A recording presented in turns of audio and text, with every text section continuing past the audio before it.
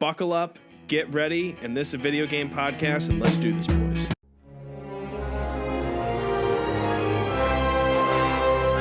Now, Maze, let's talk about Battlefront 2. You played it, I played it, but I want to hear your take on it.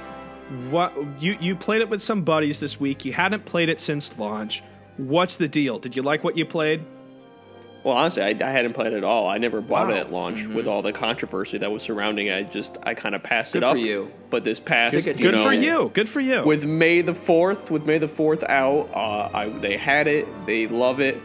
I looked at the PlayStation Shop. The digital was for $10. I said, "What the hell? Why not get all 114 gigabytes of goodness for $10?" Really, 114 gigabytes to download? Yeah, it was a big ass fucking download. Wow. Anyways, we jump right in. From what I heard, having not played it, maybe you can attest to this because you've had it since the beginning, and we all know the controversy surrounded the game when it first came out. It was just riddled with microtransactions. You couldn't get a character skin without pouring in, I think they said 40 hours worth of gameplay or spending actual real world money. But with the way it is now, with the changes they've made, the stuff they've added, it is no more microtransactions. You can feasibly get some of the awesome character skins within a reasonable amount of time. There are some just great skins, by the way. Like that, like Count Dooku. Have you seen his pajamas? Yeah, I have. Yeah, I like that one. I have to say, my favorite one, personal favorite, one of the first ones I bought, I had to buy it, was Obi-Wan's general outfit, just so I could hear him say, hello there. Why, hello there. Hello there. Does he really say that? General Kenobi. Hello there. He does say that. He does. There's voice acting. Yeah, so He says, there are Billy, and this is the best part. There are emotes, so the quotes in the movie are actually you could say hello there. What's his other Is there ones? young Anakin when he gets his body burned? Yeah. They don't have that. They just added him, but not when I he's want him burned. burned. I want the burn crawling on the ground. Well, the Like a funny burnt thing piece is of when we joked around is they added with one of the, I think it was this past update, they added Mustafar? updated Emperor Palpatine from the Skywalker saga. We all joked, is it just going to be a pile of ashes? It's going to be. Anyways, the course I the reactor digress. core? Spoiler alert. Spoiler alert. I digress. There's some good one. Last one I'll say is they actually have Donald Glover's Lando Calrissian skin in the game, and I really, really want it. And they also have the skin, the other skin from Solo of Han. But I mean, yes, we Anyways, won't talk about getting that. off the track there. I've enjoyed the time I've so far played it. I played mostly the co-op. I haven't really delved much into the online, but then again, it's always your typical online, I'm assuming, with your game modes and all that. I think where it really shines is just going through every era of Star Wars, and you can play as the Rebels, you can play as the Empire, you can play as, First Order, everyone. Throughout every aspect of the series, and it just does a really good job with it, I thought. So, my question for both of you, since you play this, I'm a big fan of the original Battlefront 2, and I love. That's a very dear place in my favorite part of heart. that game was flying in spaceships. Is there a spaceship combat? There is. Ooh. Yeah. There is spaceship combat. I will say I did play is it the same thing It's where a you lot harder. Board the ship and then you can claim it's capture the flag kind of thing? No, it's more of just space combat separated out, kind of just, you fly around. At least as far as I know, I haven't seen anything like that unless there is. Yeah, so it's a little different. So there are ships. So the game kind of works in Maze. I don't know if you play this, but Capital Supremacy, which they just added, is kind of I'll use an example for this. But there are for instance, you can get speeders in that. You can get the tanks. But in order to get the tanks, you got to be performing as a foot soldier, and then you kind of get more. You kind of get more points that you can use, and you can either cash those in for a tank and spawn in a tank, or you can cash those in for heroes, which I think is a nice thing because in Battlefront 2, you just see people just sprinting for those fucking tanks, and just spamming. It added a nice, change to it, and I just like how I like the system because you're right. It was just and it felt like in the first Battlefront on PlayStation wasn't it just randomly who got picked the best player to be a hero? Yeah.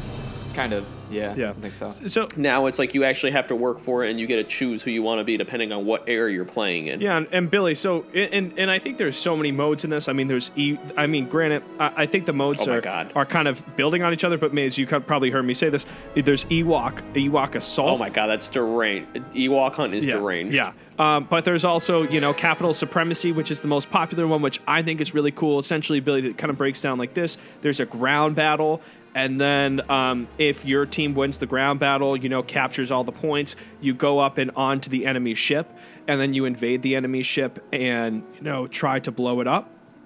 And if you fail, if you don't blow it up, then you go back down to Earth, fight a little bit, and then go back up. Granted, maybe not back down to Earth and back down to Naboo. But that's kind of cool. There's there's a ton of spaceships. Everything from the B wing to the A wing to the Y wing. And the X-wing. And the X-wing. Slave 1 is in there too. The Millennium Falcon. How about the cruiser, where everyone dies? And Darth Vader messes up all those people. At the end. No, unfortunately, I don't think that's an option. It's in the story mode. Tantive 4. It is. It was called. It's in the story mode. But no, it's enjoy. I haven't had a chance to play Supremacy yet, but I have played the co-op, which I think is fun. I will say, and I think they have updated the co-op to make it more difficult, but they made it, I think, too difficult. That when you play it with more than one person, so you play with like 2 or up to 4, it's almost nearly impossible to beat the AI in that game. Oh.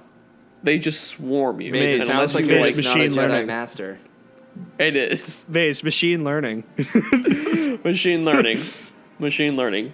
Run for the hills. Now, I'm just going to end with this real quick. I also sat down. I didn't play the story at launch. I sat down and played the story. There's also, I think it's called Resurrection, which is kind of the conclusion to the story right after, and you can play it. I would say this. If you haven't played it and you're a Star Wars fan, maybe go and check it out. It's such a... it feels like a demo, like when you're playing it. It just you just wish there was more. But I think if you are a Star Wars fan, it's like 5 hours of just like straight Star Wars kind of story, and you're kind of like, I kind of enjoyed it. But granted, I'm also a fan of Star Wars Rebels, Star Wars The Clone Wars. But maybe not dive into the story. If you're a Star Wars fan, do it. But if not, then just dive into the multiplayer because it's definitely worth it. And it's fun. Mace, did you play the story? I have not played the story. I was playing the multiplayer co-op online with all my buddies. But I will agree with Tim. At this point, especially, it's $10. Is it still $10? It's not going to break. I believe it is still $10. And dude, even if it was $20, I think it's still worth the asking price. I think the amount of stuff they put into this game, the amount of and if you're a Star Wars fan, you're doing yourself a disservice if you don't buy this. But especially for $10. Yeah, and there's so much content you don't know where to go. I mean, like for instance, I played the story and played some multiplayer modes. Maze completely did another thing. Maze played the co-op, and we didn't even really talk about like the Ewok Hunt or some of the other modes. I can talk about that. Ewok Hunt, I'll quickly touch on that. Ewok Hunt is deranged but super fun. Just imagine you get to be either side. You're either the troopers or you're an Ewok, and it takes place at night. And if you're the troopers, you have to survive the night while the Ewoks are running through the forest trying to take you out at the knees with their spears. You can't see jack shit. All you have is a flashlight. It's scary as fuck, and then you'll all of a sudden hear a horn sound off in the distance, and they all swarm you. That sounds awesome. It's so honestly, deranged. that's kind of how I want to die. Like, if somebody was like, how do you want to die? I'm like, Ewoks, being like, you'll just hear that horn. Ewoks. You'll hear the horn. All you hear is the rustling of the leaves as they come near you. The game is. I'm going to be real though, and maybe we're singing the praises too high, but the game is absolutely gorgeous. It is one of the most beautiful games, and I was going to myself, I'm like, God, like I can't believe this was ass for like 2 years, but I know, but disappointing. But you know what? Mickey Mouse stepped in. Yeah, and everything was okay after that. Thanks, Disney. Disney was like, hell right. no, yeah, you're doing it my way. Hey, I love them. Shout out to the mouse. We are a weekly podcast that can be found on iTunes, Spotify, Stitcher, iHeartRadio, Podcast One, wherever you name it. And I think you're making shit up now. We will be in your ear hole. Podcast You One. almost got through it, Tim. You almost got through it.